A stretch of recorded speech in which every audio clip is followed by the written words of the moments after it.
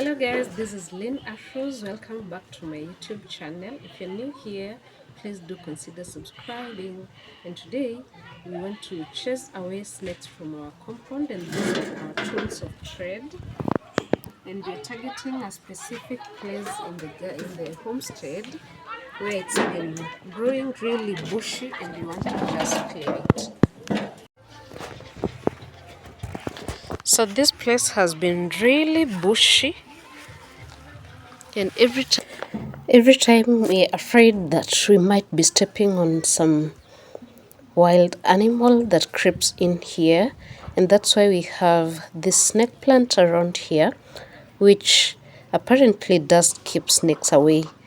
And the reason we only have two is because I've come to realize that you only need just one, especially for these really expensive flowers. You get one and you propagate yourself. It takes time, but it's worth it. Like this, I got just one. They're already two. Same with these ones. So I'm just keeping them there until I propagate enough to plant around the compound in strategic positions. So in our bid to keep snakes away, there's this bush that has been really creepy. Every time, because it's so close to our hang line, every time you come here to hang on or unhang your clothes, you can't help but think about the worst that can happen because of this really long grass and bushy area within this corner of our homestead. And we've been keeping it off a lot. We knew that we needed to do this, but we've been keeping it off because there's a lot to do in the homestead. Everything is screaming for priority, but because it's now it's really dry, so we are taking a break from our gardening and we are focusing on this area, keeping the homestead tidy and clean, especially because then it not only looks good but also keeps away unwanted animals, little animals like insects and snakes to be specific. Also mosquitoes. Mosquitoes like staying around crowded areas like this. So when you clear your compound, you're going to get rid of all those unwanted animals. These are our firewood because we use them for the outdoor kitchen, to cook in the outdoor kitchen. But then again, we love these leaves because they light up so fast and make it so much easier for us. But then again, it's becoming a nuisance around here because it could give make a home for something creepy to get in there. So we're just clearing up everything, making it airy once again, to not only become more breathable but safer even for ourselves and for the kids that we have in the compound. This might look like some easy task, but it really isn't. I didn't even know that it was going to take this long because it looked like something that you could just get in and out of in no time, but it actually did take some time to clear all this up. It's because we do not do this every time.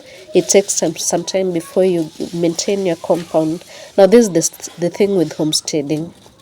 All those things that you will tell your landlord to help you with, like maintaining the compound, keeping it tidy and clean, you get to do them yourself. Of course, you can get help, but again, you can't get help for everything. It's going to be costly, and some things you can just do them yourself. It's some form of exercise, and then it's so satisfactory, for me at least, to be the one to do this, because sometimes you feel like you do it better. If you want something done well, you need to be there. At least your presence is going to really count.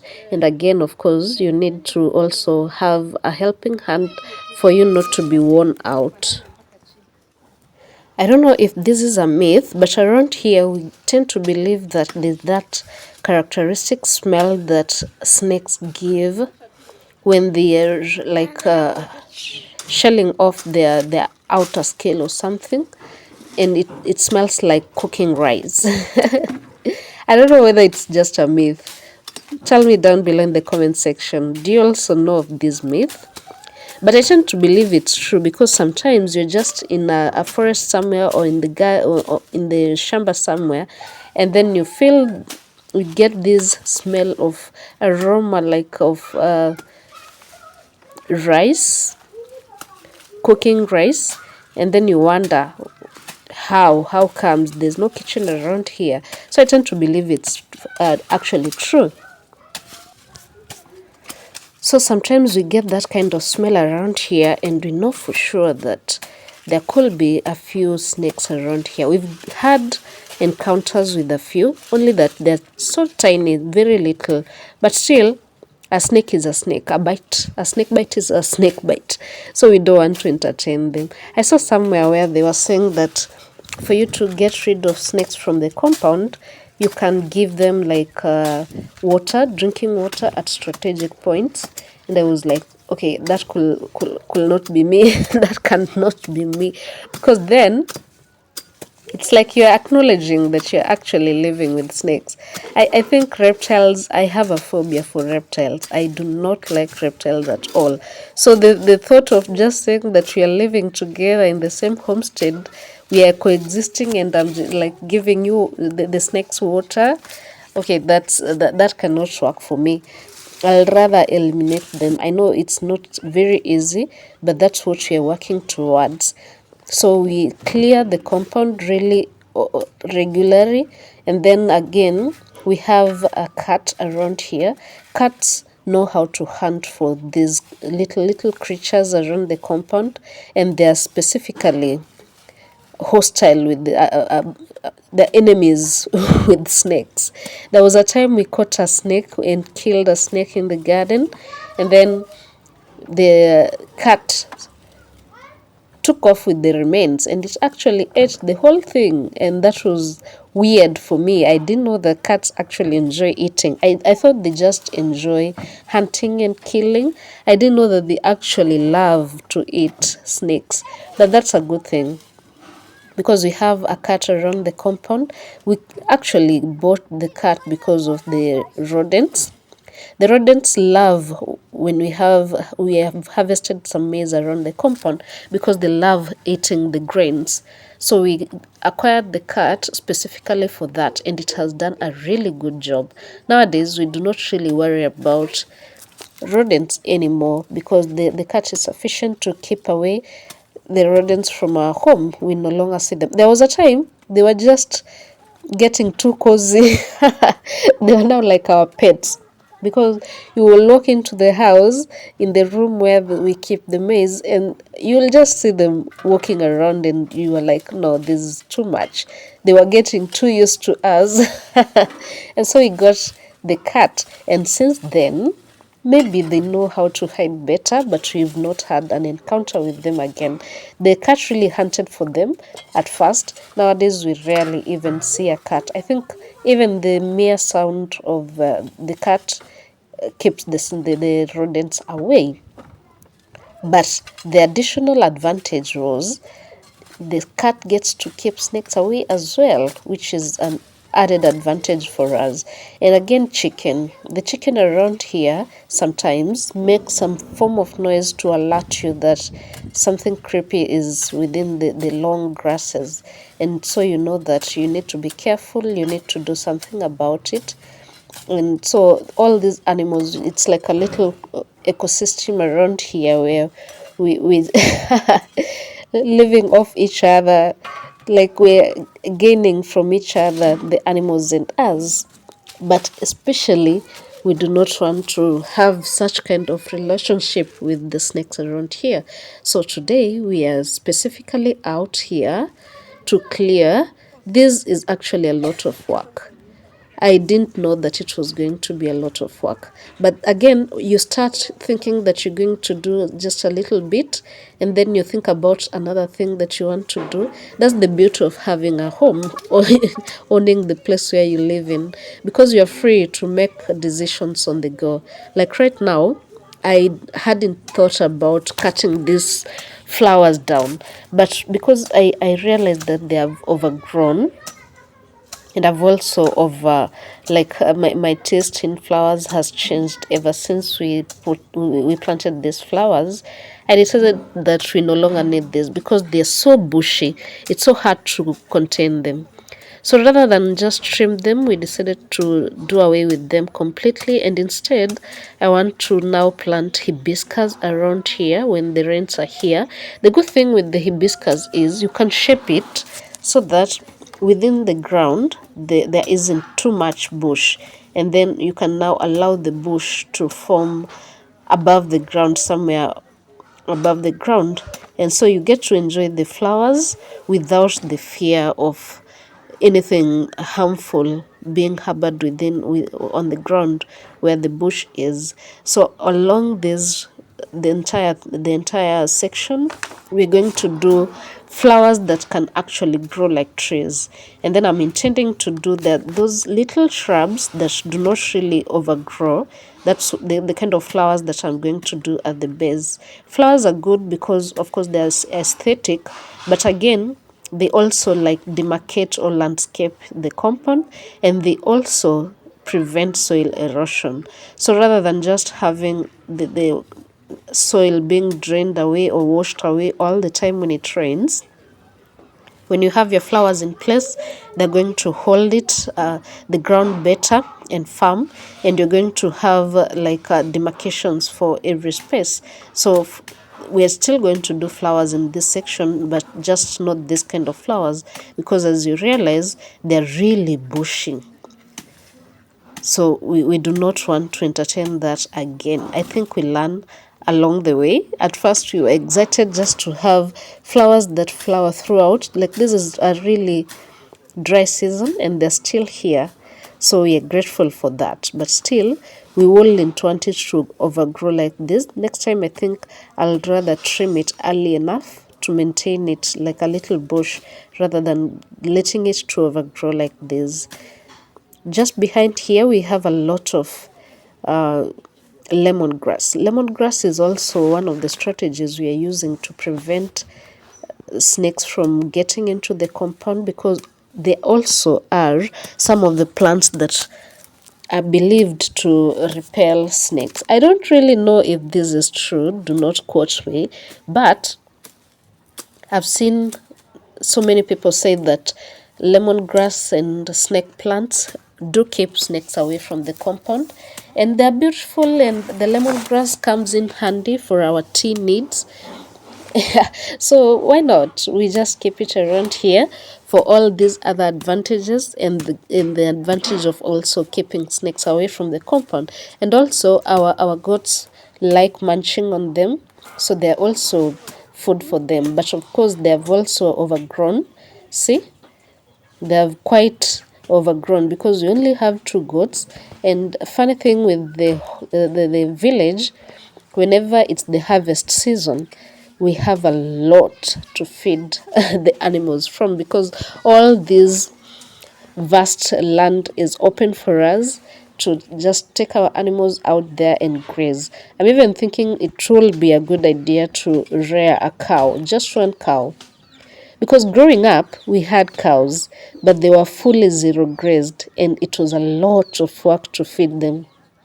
So somehow, I just say that I would never want a cow in my adult life, not voluntarily anyway. But now, I'm starting to think that the only limitation we had in our home was space. And now that space is not so much of a limitation around here, I'm thinking that it's actually quite easy for you to just keep a single cow, because you can graze in the open fields when it's since December, and this is now almost March. All the animals have been grazing and really full. And again, you can gather all the remains, the food remains, and the dry food remains, like the maize stalks, and then you keep them to feed your animals when the rain season is now here and everyone has planted their garden. It's something I'm considering, but still, I'm still skeptical I'm still thinking I'll rather just get fresh milk from the neighbors, but it's still something that I'm thinking about. It will be interesting to have a cow around here. Kettle rustling is a thing around here. Many are the nights when we are woken up by a scream because someone has lost their cows, because we have thieves that really love kettle rustling and taking somebody's kettle at night. But I'm thinking that the trend I've observed is they love the kienyeji, or the indigenous animals, because the indigenous ones can walk long distances. So if I were to go for the cows, I will go for the the non-indigenous types, because those cannot even walk a long distance and they will be caught. So they don't love stealing those. And if you have just one, I think someone might not even consider coming to your homestead to steal, because the chances of getting caught and the returns of just stealing one cow do not add up. So they'll rather go to a place where they have more cattle, even if like the risk is equal to the opportunity. But when it's just a single cow and you get caught, then that really does not feel like something worth doing, right? It's just a thought. The year is still young. Let's see what God has in store for us. So for today, we just want to clear all this out and have a fresh new look.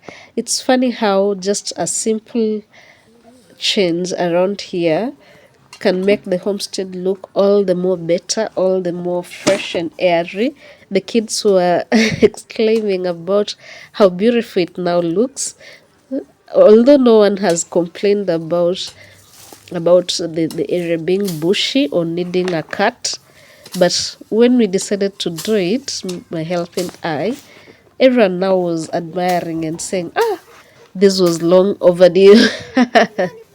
So now we have a lot that we've gathered, that we're going to burn up, because this is going to be like too much dirt around here. In most cases, we just compost all this green matter and all the food scraps from our kitchen, and then once in a year or twice in a year, we just get the compost. We clear the compost pit for fresh scraps once again. But for these ones, I'm thinking we'll just need to burn them. We'll burn them up because it's a lot, and it's going to look like we are just transferring the problem from one area to another, because with such a huge heap in the compound, again, it's easy for creepy animals to get down there, and that's what we wanted to actually avoid. So for the lemongrass, because of all the advantages that we've been having because of them, we're not actually going to uproot the lemongrass, but we'll just give it a trim. I promise you that when the rains are here, in no time the bush will be back.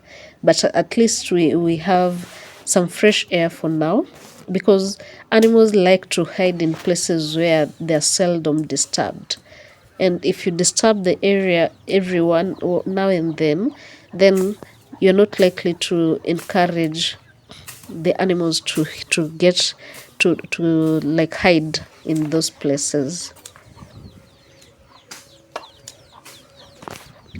These are the kind of flowers that I'll rather we have on the base, because you see, they're not too bushy. They look like they're disciplined.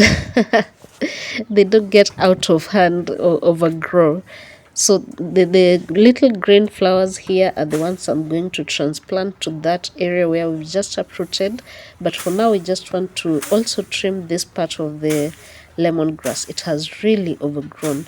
But hopefully, if the what they say about lemongrass keeping snakes away is true, then even if it forms a bush, we are not afraid that it's going to have any snakes within here. But still, a bush is a bush anyway, and it's not just snakes that like bushy areas.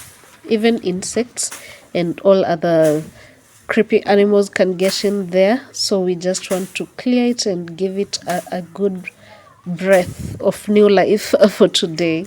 See how clear the rest of the area is now where the hang lines are. It feels like somewhere you can just sit down and take a rest and enjoy a cup of tea now. But I promise you, before we started, it wasn't one of the favorite areas in the compound for you to take a chill because you wouldn't be so sure about your safety. But now that the bush is all cleared, it's looking so much better. I think we have a lot to do around in the compound. Some needs the rain to rain fast because some of these are so hard to pull out, especially in the grass area. But we're going to do a bit step by step until we are done. We are also contemplating just getting out this passion fruit. It's been not really productive. It's very bushy, yes, but the fruits are just negligible. You get them and most of them are not even, they do not get to ripen up as much as you will want them to. Like they abort before they can ripen up. Even right now we still have fruits on the tree, but I believe that I'll rather have the purple, the small purple passion fruit. This is the giant yellow passion fruit. I've not really loved it this far, but I still love to have fruits around the compound, whether I like them or not, because of their nutritious value. So it's a dilemma, but for sure we're going to trim the mulberry because the mulberry is growing really, really tall without, like, it's going to be hard for us to pick the mulberries when they are here. So we are going to just trim the tree down so that it gets more bushy. See, this is what I was talking about. The fruits are really disappointing most of the time. So we're going to trim all that growth that's going up to the sky to encourage more bushy mulberry that you can easily access from the ground. So today is the day we just burnt all the dirt because it was a lot. It was a lot. And we had to just be on standby because it was likely that this fire will get out of hand and spread to places where we wouldn't love for it to get to. So we just had to be on standby. It was a lot of fire, but it did its work and all the dirt is now gone. So mission accomplished. Are we sure that there are no snakes around in the compound? Not really. But at least we know for sure that we've done our part in making sure that we've cleared all possible areas where the snakes will be. And this is what we have currently. Quite neat, quite beautiful. Everyone that comes into the compound keeps commenting about how so much better it looks now, and that's a plus for us. That means that we've done what we needed to do. So it's a kudos to us because of that. And so thank you for coming along on this journey. Tell me if you have a homestead, how you ensure that you keep unwanted animals away from your compound. How do you keep it safe for yourself, for the people that reside there, for your kids if you have any? How do you keep it safe? And is it easy to maintain a compound all by yourself, a homestead all by yourself?